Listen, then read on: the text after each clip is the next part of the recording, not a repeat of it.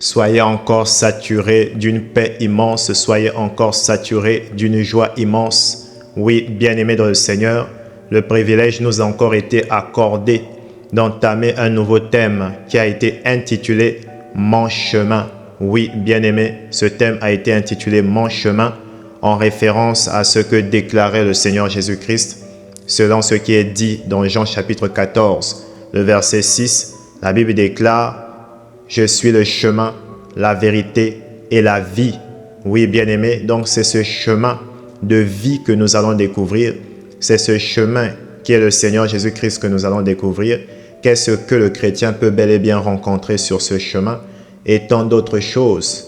Oui, bien-aimés, donc nous allons découvrir des choses concernant ce chemin. Est-ce que nous sommes censés aller à la rencontre de ce chemin? Est-ce que c'est ce chemin qui est censé venir à notre rencontre? Tout ça, bien-aimés, par la grâce de notre Seigneur Jésus-Christ, nous allons découvrir cela. Et donc, bien-aimés, sans trop plus tarder, nous allons explorer les nombreuses expériences que le Seigneur Jésus-Christ m'a accordées par sa grâce et sa miséricorde. Bien-aimés dans le Seigneur, je me souviens combien dans le passé, j'étais très loin de marcher sur ce chemin sur lequel je marche aujourd'hui, bien-aimés. Et donc, le Saint-Esprit, ce jour-là, bien-aimé, m'avait transporté dans le monde spirituel. Et lorsque j'avais été transporté par le Saint-Esprit dans le monde spirituel, j'avais été conduit par lui à une intersection des chemins.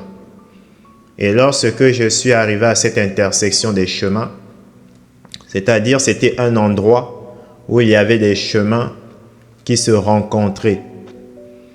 Et j'ai fait la connaissance, j'ai fait la rencontre d'un groupe d'anges. Et alors que je me tenais devant ce groupe d'anges bien-aimés, l'un des anges a pris la parole et a commencé à me dire, cet ange me disait, voici le chemin qui conduit vers le Dieu Tout-Puissant. Marche sur ce chemin et tu ne dois adorer que Dieu. Et quand j'ai écouté cette parole bien-aimée qui était sortie de la bouche de l'ange de l'Éternel, j'observais ce chemin et au-dedans de moi je disais, c'est donc ça. C'est donc ce chemin qui conduit vers le Très-Haut, vers le Tout-Puissant Jésus-Christ. Et subitement, au-dedans de moi, j'étais excité à l'idée de marcher sur ce chemin et d'atteindre le trône de Dieu afin de rencontrer le Seigneur Jésus-Christ. Subitement, bien-aimé, j'ai commencé à marcher sur ce chemin par le Saint-Esprit. Je dis bien par le Saint-Esprit, j'ai commencé à marcher sur ce chemin. Vous devez comprendre, bien-aimé, vous ne pouvez pas marcher sur ce chemin par vous-même. Vous ne pouvez pas aller à la rencontre de ce chemin, bien-aimé. Vous ne pouvez pas le faire par vous-même, même si vous le désirez de tout votre cœur. Il faut que le Saint-Esprit puisse vous conduire, vous donner accès à ce chemin. Vous comprenez? Il faut que le Saint-Esprit puisse vous montrer ce chemin-là. Parce que à cet endroit-là où il y avait l'intersection des chemins, il y avait plusieurs chemins. Mais un seul chemin était véritable. Un seul chemin était vrai. C'est pourquoi Jésus-Christ, il a dit, je suis le chemin, la vérité et la vie. Donc, il est le chemin vrai. Donc, il y a un chemin qui est vérité. Vous comprenez? Il y a un chemin qui est vie. C'est pourquoi vous entendez souvent parler du chemin de la vie éternelle. Le chemin de la vie éternelle. Donc, le chemin de vérité. Vous devez comprendre ça, bien-aimés. Et donc, vous devez comprendre que seul le Saint-Esprit peut vous montrer ce chemin-là.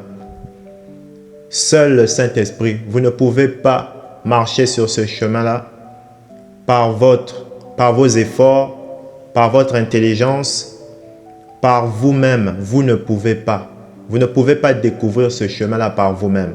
Il est impossible de découvrir ce chemin-là par vous-même. quoi que vous puissiez méditer la Bible, il faut que le Saint-Esprit puisse vous le révéler. Vous comprenez? C'est pourquoi il est dit dans les Saintes Écritures, l'Esprit de vérité qui vous conduira dans la vérité. L'Esprit de vérité qui vous conduira dans la vérité.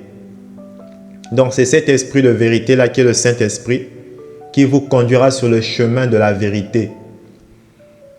Et donc vous ne pouvez pas aller à la rencontre de ce chemin-là par vous-même. C'est impossible. C'est impossible. Vous comprenez? Et ce chemin-là ne vient pas à vous. C'est le Saint-Esprit qui vous conduit vers ce chemin-là. Vous comprenez? Parce que nul ne sait mieux la vérité que le Saint-Esprit. Parce que lui-même, il est vérité, donc il connaît le chemin de la vérité.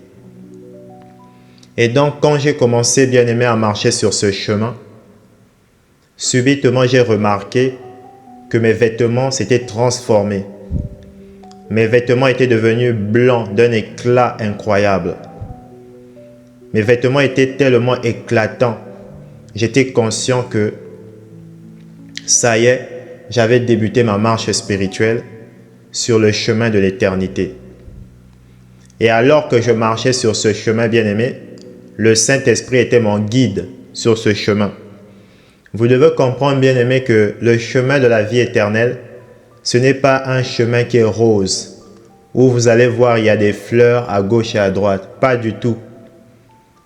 Au contraire, c'est un chemin qui est rempli d'adversité, de difficultés.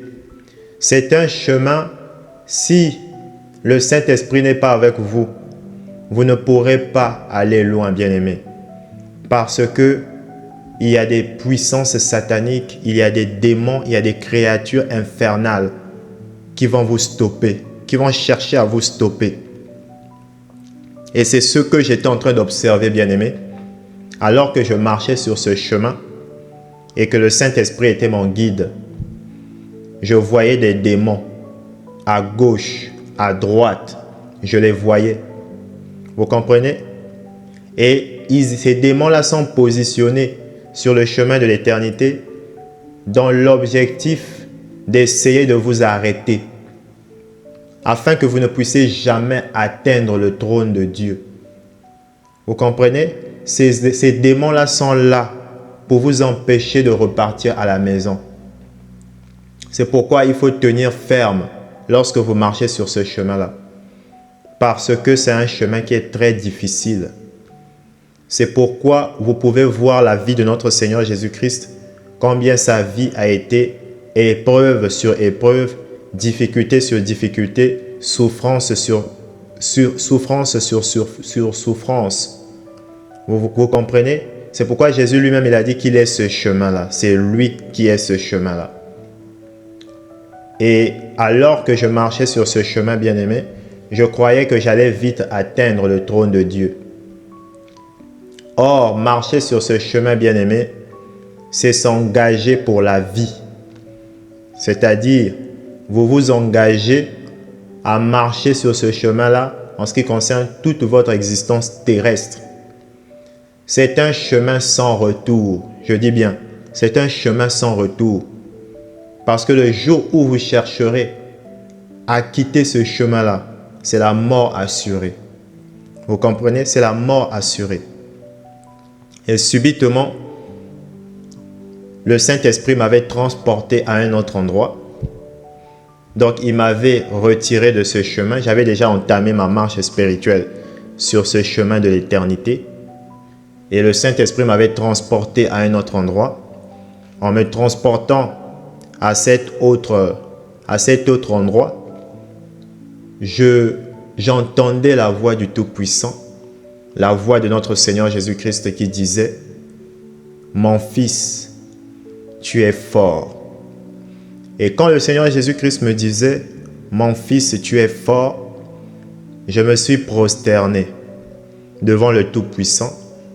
Quand je me suis prosterné, j'ai dit « Seigneur, je ne peux être fort que par toi. » Donc je faisais comprendre à notre Seigneur Jésus-Christ que « Seigneur, si je suis fort, ce n'est pas moi, mais c'est toi.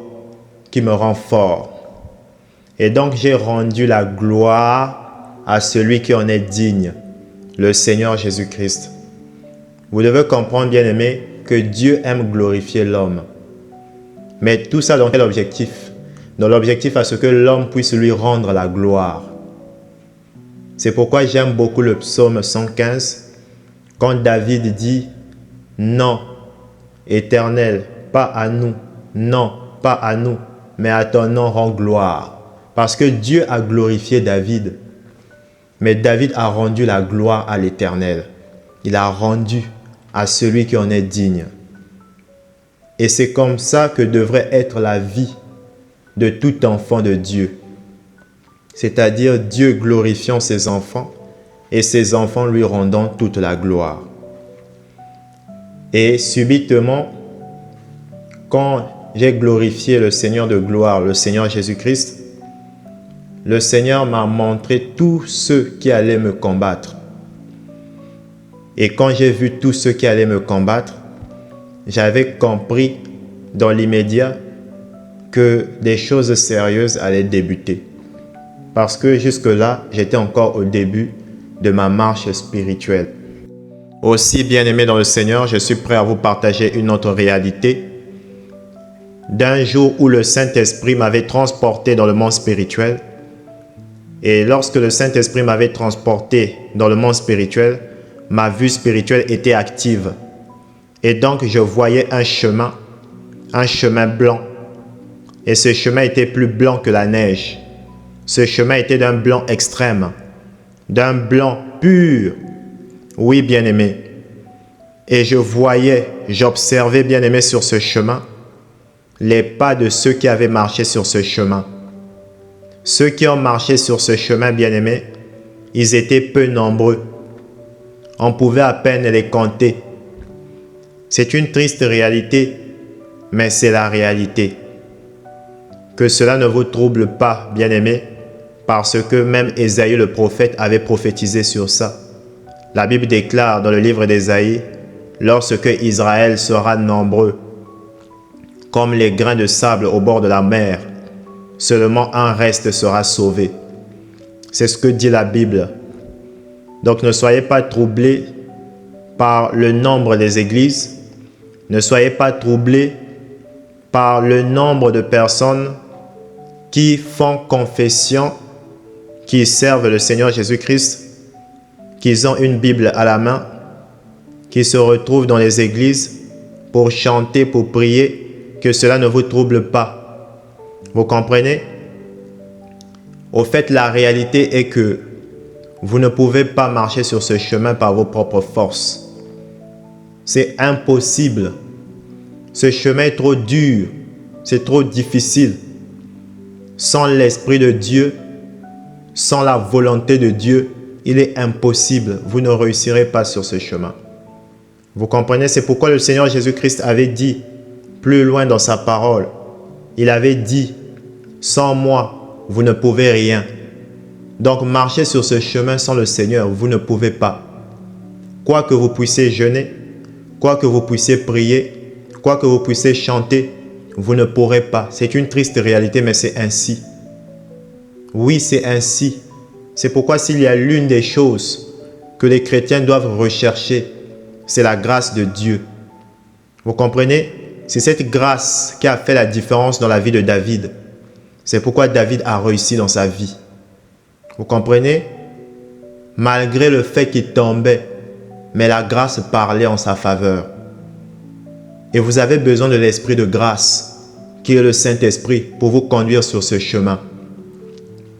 Aussi, bien-aimés, souvenez-vous que le Seigneur Jésus-Christ a déclaré, il avait déclaré dans Luc chapitre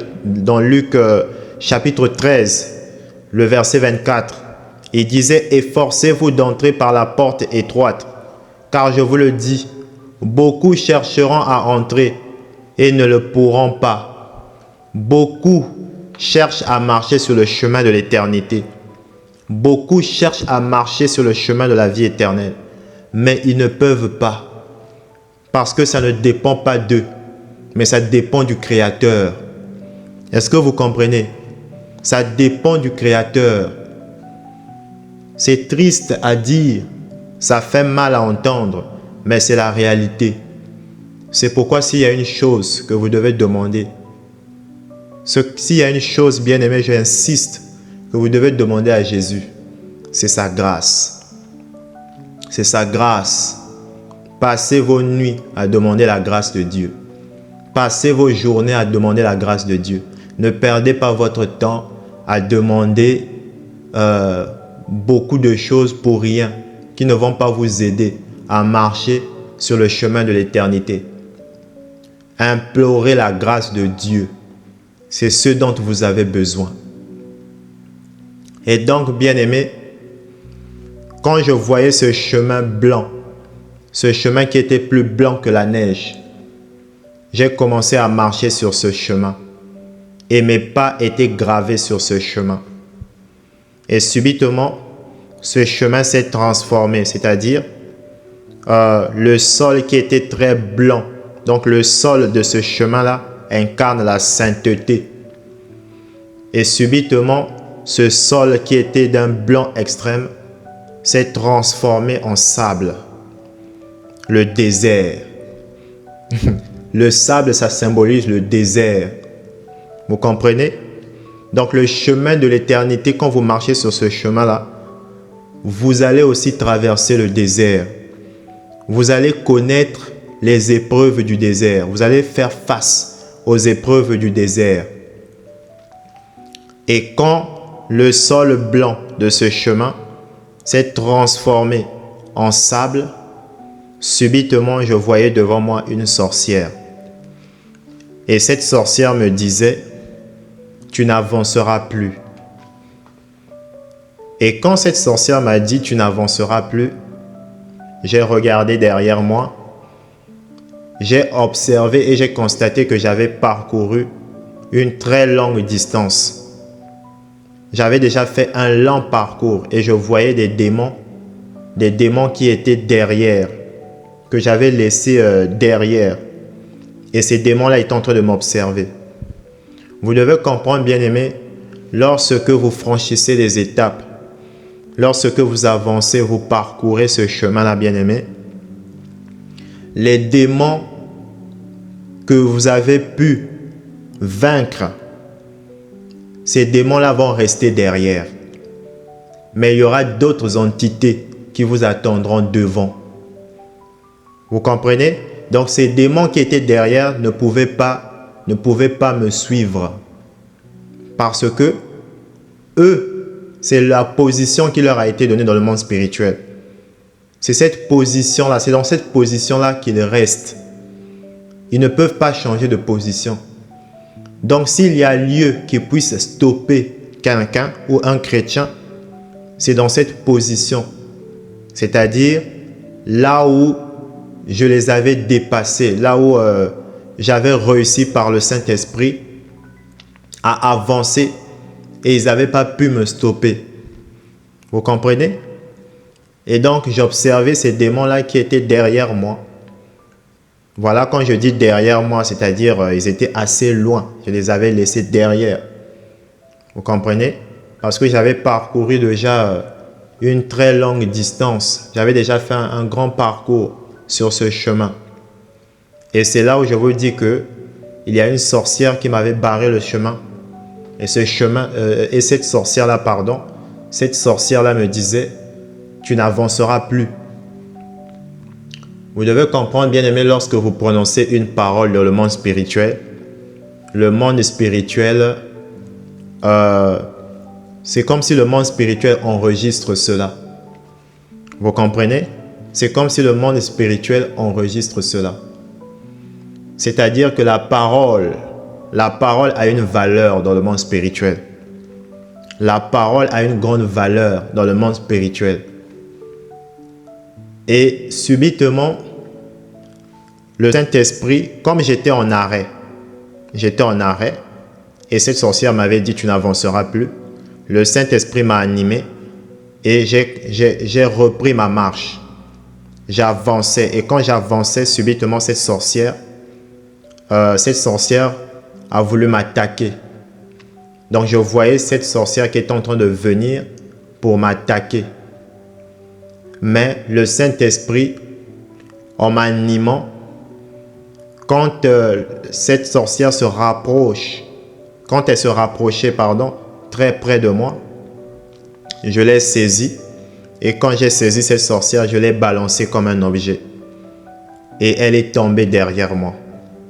Au fait, il faut comprendre, comme je vous le disais, que le monde spirituel tient compte de la parole qui est prononcée. C'est-à-dire, est-ce que votre parole pèse? Si votre parole ne pèse pas dans le monde spirituel, alors quoi que vous puissiez dire, ça n'a aucune valeur. Vous comprenez? Donc là, le monde spirituel ne va pas tenir compte de votre parole. Mais sinon, de façon plus profonde, c'est vrai qu'elle tient compte de la parole qui est prononcée. Seulement, n'oubliez pas que le Dieu créateur lui-même, il est la parole. Le Saint-Esprit lui-même, il est la parole. Vous comprenez? Donc la parole de Dieu, ce qui peut sortir de la bouche de Dieu, est au-dessus, voilà, de la parole de n'importe quel esprit dans le monde spirituel. Or, lorsque le Saint-Esprit m'a fait avancer, c'était un langage spirituel. C'était un langage. Ce langage-là signifiait quoi? Avance. Je te donne la permission, avance. Elle t'a dit, tu n'avanceras plus, mais moi je te dis, avance. Vous comprenez? Donc, il y a aussi ce rapport-là, ce rapport de force au niveau de la parole. C'est pourquoi la parole de notre Seigneur Jésus-Christ est au-dessus de tout. Au-dessus de tout. De tout ce qui peut être dit, de tout ce qui peut être prononcé dans le monde spirituel. Et subitement, j'ai continué ma marche spirituelle. Cette sorcière-là avait été vaincue. Et en continuant ma marche spirituelle, bien-aimé, le Saint-Esprit m'a transporté à un endroit. Je me tenais devant l'ange de l'Éternel. Et il y avait devant moi un livre sacré. Et le Saint-Esprit m'a dit, il faut donner un titre. Il faut donner un titre à ce livre. Je réfléchissais et rien ne me venait comme inspiration. Je n'avais aucune idée. Je ne savais pas quel nom qu'il fallait donner à ce livre, quel titre qu'il fallait donner à ce livre. Et subitement, le Saint-Esprit a pris le contrôle de ma bouche. Et lorsque le Saint-Esprit a pris le contrôle de ma bouche, le Saint-Esprit a dit, mon chemin. Quand le Saint-Esprit a dit mon chemin, j'ai prononcé cela, mon chemin. Et l'ange de l'Éternel a commencé à écrire sur la couverture de ce livre, mon chemin. Il est en train de graver mon chemin. Et donc, ce livre-là incarnait ma vie sur terre. Ce livre-là incarnait ma marche chrétienne. C'est-à-dire, vous devez comprendre que chaque enfant de Dieu, chaque élu de Dieu, ils ont un livre qui représente leur marche avec Jésus-Christ sur terre. Tout ce que vous faites pour le Seigneur Jésus-Christ, de la façon que vous marchez sur son couloir, de la façon que vous marchez sur son chemin, tout cela est gravé dans ce livre-là. C'est pourquoi ce livre-là avait été intitulé « Mon chemin », en référence à ce que le Seigneur Jésus-Christ disait dans Jean chapitre 14, le verset 6, « Je suis le chemin, la vérité et la vie ». Aussi, bien-aimés dans le Seigneur, il vous faut savoir quelque chose. Je vais vous dire quelque chose de ce qui s'était passé dans ma vie spirituelle. Et donc, bien-aimé, le Saint-Esprit m'avait transporté dans le monde spirituel. Et quand le Saint-Esprit m'avait transporté, arrivé dans le monde spirituel, je voyais un groupe d'individus qui se déplaçaient. C'était des hommes, c'était les esprits des hommes. Et subitement, moi aussi, le Saint-Esprit avait commencé à me faire déplacer avec ce groupe de personnes. On est arrivé à un endroit. En arrivant à cet endroit, je constatais, bien-aimé, qu'à cet endroit-là, les esprits des hommes étaient des esclaves. C'est-à-dire qu'on les faisait travailler. C'est pourquoi il y a beaucoup, quand ils se réveillent, ils ont l'impression, c'est comme s'ils ont travaillé en dormant. Donc, ils sont encore beaucoup plus épuisés. C'est comme si, voilà, au lieu de se reposer, on les a fait encore travailler spirituellement. Vous comprenez, il y a beaucoup de gens qui vivent ça. Et je suis arrivé par le Saint-Esprit, je suis arrivé à cet endroit-là avec ce groupe de personnes qui étaient des travailleurs, des esclaves. On les faisait travailler. Donc il y a beaucoup de gens dont on se sert de leurs esprits pour les faire bosser, pour les faire travailler dans le monde spirituel. Et c'est pourquoi, bien-aimés, il y a beaucoup de personnalités dans ce monde qui sont très influents et qui prospèrent sur le plan physique. Ils se servent des esprits des hommes pour les faire bosser, pour les faire travailler, afin d'en tirer tous les avantages sur le plan spirituel et de matérialiser maintenant ces avantages-là sur le plan physique. Et donc, ça, c'est déjà un point que je voulais partager avec vous. Vous devez comprendre cela. Il y a des gens, je répète qu'il y a des gens, on les fait travailler dans le monde spirituel. Ils sont vivants sur terre. Quand ils dorment, on les fait bosser, on les fait travailler dans le monde spirituel. Ça ne dépend même pas d'eux, mais ce sont des esclaves. Un esclave ne dit rien, il ne discute pas. Il fait seulement ce qu'on lui dit de faire. Vous comprenez? Et subitement, lorsque je quittais cet endroit où il y avait ces esclaves-là, ces hommes-là qui travaillaient, et j'ai vu un groupe nombreux. En tout cas, ce groupe-là, ils étaient en train de marcher sur un chemin large. Le chemin large qui est mentionné dans les Saintes Écritures. Et moi aussi, je voulais marcher sur ce chemin large. Le Saint-Esprit m'avait bien fait savoir que ce chemin-là conduit à la damnation éternelle, que ce chemin-là conduit à la perdition. Mais, comme j'étais encore à mes débuts, bien-aimés, je négligeais la voix du Saint-Esprit. C'est pourquoi vous devez comprendre, bien-aimés, que aller dans le monde spirituel, c'est très dangereux.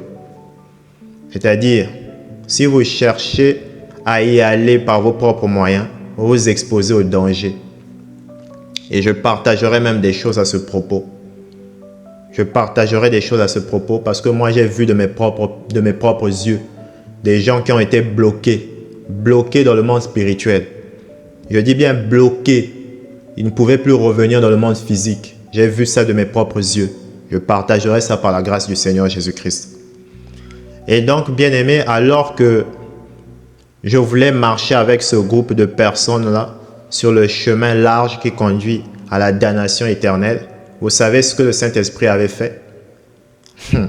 Bien-aimés, le Saint-Esprit m'avait frappé d'aveuglement. C'est-à-dire, je suis devenu aveugle dans le monde spirituel, je ne pouvais plus voir. Il m'a frappé d'aveuglement. À la manière comme Élisée avait demandé à l'Éternel de frapper d'aveuglement l'armée assyrienne. Quand Élisée disait, Seigneur, daigne les frapper d'aveuglement. Oui, bien-aimé, le Seigneur m'avait frappé d'aveuglement. Quand il m'a frappé d'aveuglement, au lieu de marcher sur le chemin large, je marchais sur le chemin étroit. Et quand j'étais sur le chemin étroit, le Seigneur m'a rendu la vue. Vous comprenez? Il m'a rendu la vue. Et quand je réalise que je suis maintenant sur le chemin étroit, c'était trop tard. Je dis bien, c'était trop tard. C'est pourquoi je vous dis, marcher sur le chemin étroit, ça ne dépend pas de la volonté de l'homme. C'est-à-dire, ce n'est pas le choix de l'homme. Tout comme nous n'avons pas choisi de servir Jésus-Christ. Vous comprenez? Vous n'avez pas choisi d'être enfant de Dieu. On ne choisit pas d'être enfant de Dieu. On l'est déjà. Et la parole vient seulement révéler votre identité. C'est tout. Vous comprenez? La parole vient seulement révéler qui vous êtes. Tout comme Jésus-Christ était venu révéler qui était Pierre. Vous comprenez? Tout comme Jésus-Christ était venu révéler qui était réellement l'apôtre Paul. Vous comprenez? Donc la parole vient révéler les identités. Et donc c'est la parole qui vous fera marcher sur ce chemin-là, de gré ou de force. Ça ne dépendra jamais de vous. Et Quand j'ai réalisé, bien-aimé, qu'il était trop tard, que je ne pouvais plus repartir sur le chemin large, j'ai commencé à marcher sur ce chemin étroit et j'ai vu un groupe d'anges. Ce groupe d'anges, le corps de ces anges-là était comme de l'or. Je dis bien, le corps de ces anges-là, c'était comme de l'or. Dieu les a créés à partir de l'or. J'étais dans l'émerveillement. J'ai dit, mais quelles sont ces créatures-là? Et c'était les anges du Seigneur. Et le Seigneur m'avait montré un mystère que je me garde de vous partager. Donc, bien-aimés dans le Seigneur, vous devez comprendre que le chemin étroit, le chemin de la vie éternelle, ce chemin-là, ça ne dépendra jamais de vous. Pour marcher sur ce chemin, bien sûr, ça ne dépendra jamais de vous, mais ça dépendra du Tout-Puissant lui-même. C'est pourquoi je vous ai dit, implorez la grâce du Tout-Puissant. Implorez sa grâce, parce que sa grâce vous suffira pour que vous puissiez marcher sur ce chemin. Oui, bien-aimés dans le Seigneur, sa grâce vous suffira. Aussi, bien-aimé dans le Seigneur, je me souviens d'une autre expérience avec le Saint-Esprit. J'étais à nouveau dans le monde spirituel. Et alors que j'étais dans le monde spirituel, le Saint-Esprit m'a dit, tu n'avances plus.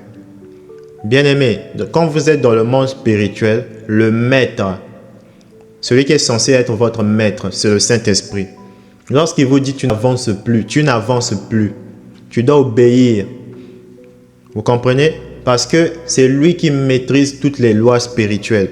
Toutes les lois qui existent dans le monde spirituel. Le Saint-Esprit connaît cela. Donc quand il vous dit, tu n'avances plus, tu n'avances plus. Et donc je me suis arrêté. Et donc j'étais en train d'observer des personnes qui étaient en train de marcher sur le chemin large. Le Saint-Esprit m'a dit, tu ne marcheras pas sur ce chemin.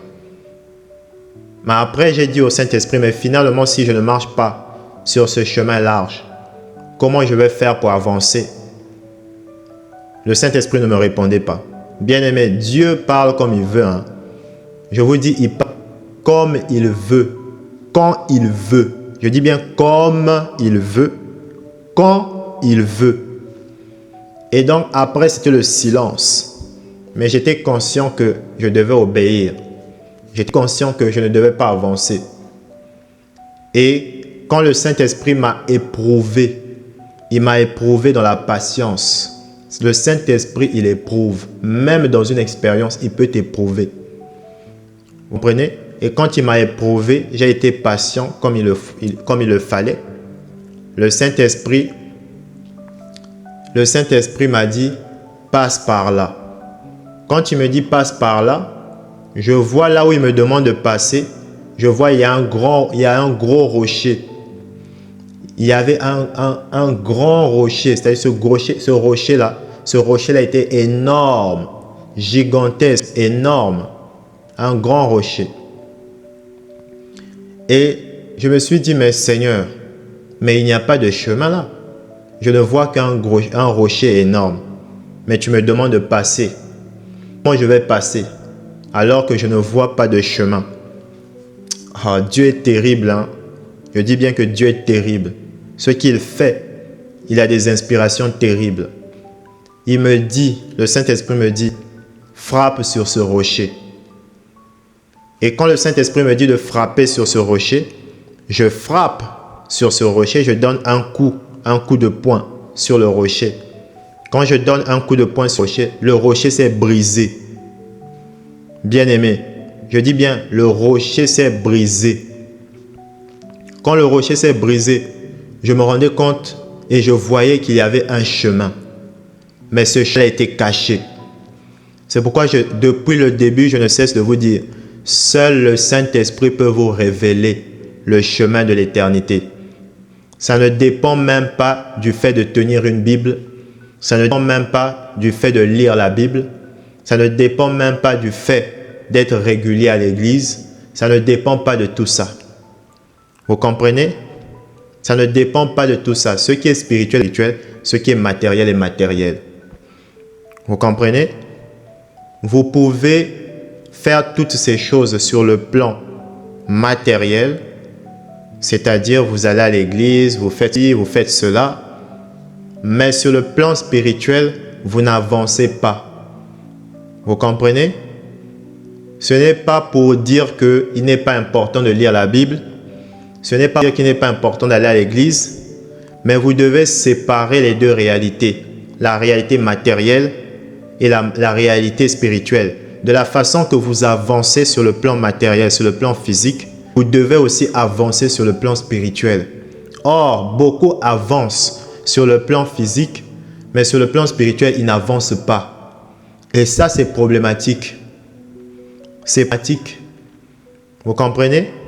Et il y a beaucoup qui ont des connaissances, mais sur le plan spirituel, ils n'avancent pas. Ils n'avancent pas. Et ce sont qui ne font même pas trembler les satanistes. Ce sont des gens qui ne font même pas trembler. Des gens qui ne font pas trembler tous ces puissants qui sont dans le monde des ténèbres. Vous comprenez? Ils se moquent des chrétiens qui n'avancent pas sur le plan spirituel. Ils se moquent d'eux. Vous comprenez? Et ces occultistes-là, ces agents du ténèbre, ils vous pèsent. Ils vous pèsent par rapport, comment dirais-je, par rapport à ce que vous valez sur le plan spirituel. Par rapport à ce que vous avez pu acquérir sur le plan matériel. Non, par rapport à ce que vous êtes sur le plan spirituel. Par rapport au niveau que vous avez pu atteindre dans les esprits. C'est sur cette base qui vous pèse. Il ne vous pèse pas parce que vous êtes 7 jours sur 7 à l'église. Ce n'est pas par rapport à ça, bien-aimé. Comprenez? Donc, il y a toute cette réalité que vous devez garder à l'esprit. Et donc, bien-aimé, quand le Saint-Esprit m'avait demandé de frapper sur le rocher, j'ai réalisé qu'il y avait un chemin. Qu'il y avait un chemin. Vous voyez que ce chemin-là était caché. Mais le Saint-Esprit a révélé ce chemin. Et j'ai pu passer par ce chemin. Quand je suis passé par ce chemin, je suis arrivé dans un espace. Et dans cet espace-là, le Saint-Esprit m'a fait prier là-bas. M'a fait prier en esprit. Et quand le Saint-Esprit me faisait prier en esprit, c'était afin que ses enfants puissent trouver ce chemin-là. Donc j'étais en train de prier à cet endroit-là, tous mes frères, pour tous mes sœurs, pour tous mes frères, pour toutes mes sœurs, pardon, pour toutes mes sœurs qui doivent aussi marcher sur ce chemin. Et je les connais. Moi, je ne les connais pas. Je ne connais pas tous mes frères, toutes mes sœurs qui doivent passer par ce chemin-là. Seul Jésus-Christ les connaît. Oui, bien-aimés dans le Seigneur, il n'y a que Jésus-Christ qui connaît ceux qui vont passer par ce chemin, c'est-à-dire le chemin de la vie éternelle qui se trouvait derrière le rocher. Comme le Seigneur Jésus-Christ me disait, bien-aimé, en ce temps-là, le Seigneur Jésus-Christ me disait, je connais ceux qui réussiront. Le Seigneur Jésus-Christ me disait, je connais ceux qui réussiront. C'est ce que l'Éternel me disait. Et donc le Seigneur connaît d'avance tous ceux qui marcheront sur ce chemin de la vie éternelle. Il les connaît, il les voit, il les attirera. Vous comprenez? Et ils auront des expériences avec Dieu. Ils avanceront spirituellement avec Dieu. C'est une réalité, bien-aimée, parce que le Seigneur est en train de préparer. Il est en train de préparer le chemin pour son peuple. Le chemin du retour à la maison. Et il se sert de certaines personnes pour préparer ce chemin-là. Beaucoup ne voient pas tout cela. Beaucoup n'observent pas toute cette réalité. Mais Dieu expose son plan. Pas de façon intégrale, pas de façon totale, mais du peu que je vois, par la grâce du Seigneur Jésus-Christ, le Seigneur m'expose de temps en temps ses plans, ses objectifs, les objectifs qu'il veut atteindre. Mais Dieu ne révèle jamais tout. Il cache des choses afin de toujours confondre l'adversaire. Vous comprenez, bien-aimés? Le plan de Dieu n'est jamais révélé de façon totale. C'est pourquoi, bien-aimés, je ne crains pas. Je ne crains pas de partager toutes ces révélations. Je ne craindrai jamais de partager les objectifs que le Seigneur Jésus-Christ veut atteindre. Parce que personne ne peut comprendre de façon intégrale, de façon totale, l'objectif final de Dieu. Comment il atteindra cet objectif final? Le comment. Bien-aimé, personne ne peut percer cela. Personne ne peut cerner cela. Personne ne peut comprendre cela. C'est pourquoi je ne crains pas. Aussi, bien-aimé dans le Seigneur, toujours en ce qui concerne ce thème qui a été intitulé « Mon chemin », mon chemin, en référence à ce qui est dit dans Jean chapitre 14, le verset 6, Jésus qui disait qu'il est le chemin, la vérité et la vie. Et donc, bien-aimé, je me rappelle d'une autre expérience. Dans cette expérience, bien-aimé, je voyais combien j'étais en train de partager des témoignages à un peuple.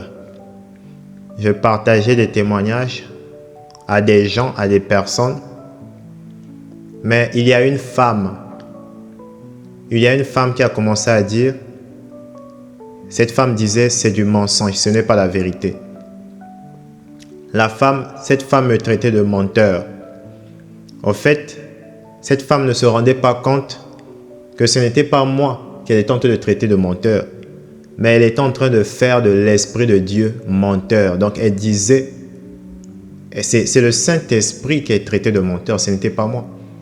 Puisque moi, je ne faisais que transmettre, je n'étais que le canal par lequel le Seigneur est en train de parler. Et subitement, moi, je me suis attristé pour elle, parce que j'avais pitié pour son âme. Et quand je me suis attristé, le Saint-Esprit a vu ma tristesse pour cette femme, pour l'âme de cette femme. Je savais que cette femme, elle est perdue à jamais, qu'elle ne verra jamais la vérité, qu'elle ne connaîtra jamais la vérité. Et subitement, le Saint-Esprit a ouvert ma vue spirituelle. Je peux dire, ma vue spirituelle était déjà ouverte, mais je veux dire que le Saint-Esprit l'avait étendue, l'avait prolongée. Voilà. Le Saint-Esprit avait prolongé ma vue spirituelle.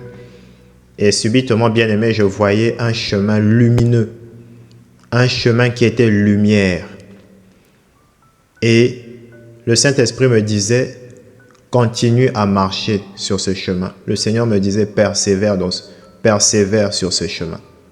Persévère. Donc le Seigneur me faisait comprendre que je n'avais pas à être triste pour ces âmes-là qui ont rejeté la vérité, pour ces âmes-là qui ont préféré marcher selon leur propre voie, marcher selon leur propre compréhension, marcher selon leur propre logique, etc.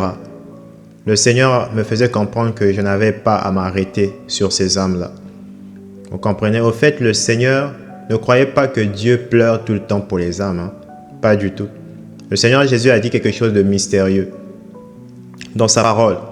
Il a dit, je n'ai rien perdu de ce que tu m'as donné.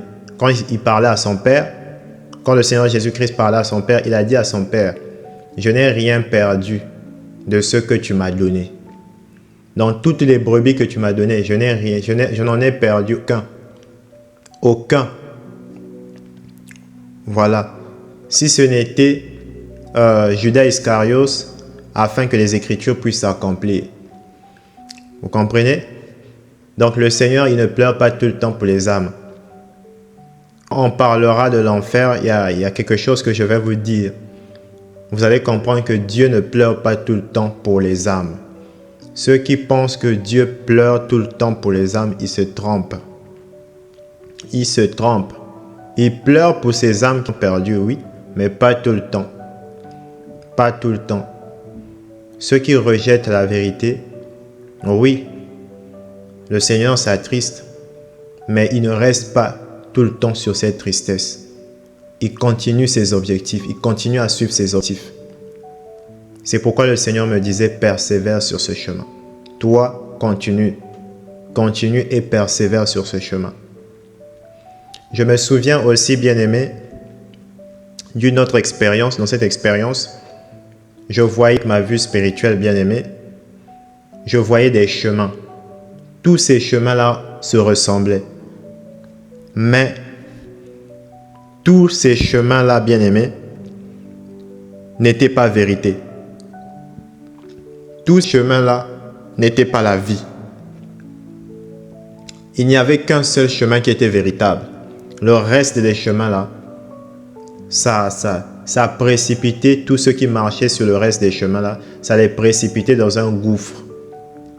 J'ai vu des gens, je dis bien, j'ai vu de mes propres yeux, des gens qui sont tombés dans des gouffres et ils ne pouvaient pas en sortir. Je dis bien, ils ne pouvaient pas en sortir. Au fait, Satan a placé sur le chemin de chaque personne, il a placé à côté du chemin de la vérité, Satan a placé à côté du chemin de la vérité des chemins qui ressemblent au chemin de la vérité. Vous comprenez? Satan, il a placé à côté du chemin de la vérité d'autres chemins qui ressemblent au chemin de la vérité. Vous comprenez? Et quiconque marche sur ces chemins-là, ces autres chemins-là, que Satan a placé du chemin de la vérité, quiconque marche sur ces chemins-là, ils vont tomber dans un gouffre. Et j'ai vu des gens qui sont tombés dans le gouffre. Il était impossible pour eux de sortir. J'ai vu, ils étaient en train de lutter pour sortir du gouffre, mais ils ne pouvaient pas. Ils ne pouvaient pas. Bien-aimés, vous devez comprendre que lorsque vous empruntez, c'est-à-dire que lorsque vous entrez dans une phase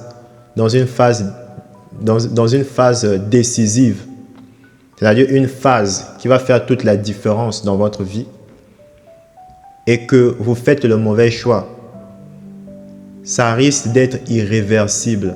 C'est-à-dire, c'est difficile que ce soit renversé. Parce que moi, le Seigneur m'avait dit, il m'avait dit que si j'avais continué à évoluer, sur le chemin du mensonge, sur le chemin de la rébellion, le Seigneur me dit que je serais devenu un grand, je dis bien un grand occultiste. Vous comprenez? Je serais devenu un grand occultiste. Et ça allait être irréversible. Le Seigneur me faisait savoir que je n'allais pas en sortir. Je n'allais pas en sortir. Réalité bien-aimée.